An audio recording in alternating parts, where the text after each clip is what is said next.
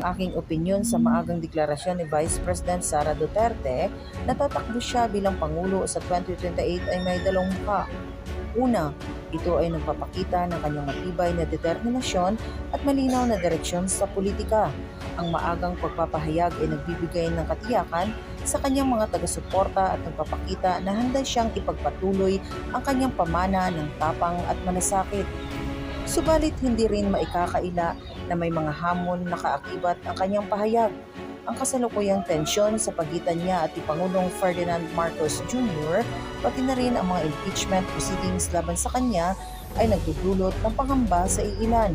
Ang pagtanggi niyang sagutin ang mga tanong ng media ay maaaring magbigay impresyon ng kakulangan sa transparency na mahalaga sa isang leader na nagnanais maging Pangulo.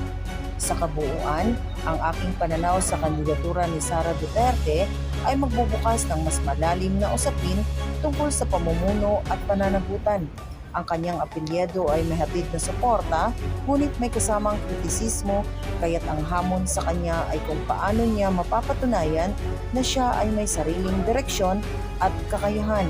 Ang pinakamahalaga ay kung paano siya makikipag-ugnayan sa taong bayan, magbibigay ng malinaw na plataporma at haharap sa kritisismo ng may pananagutan.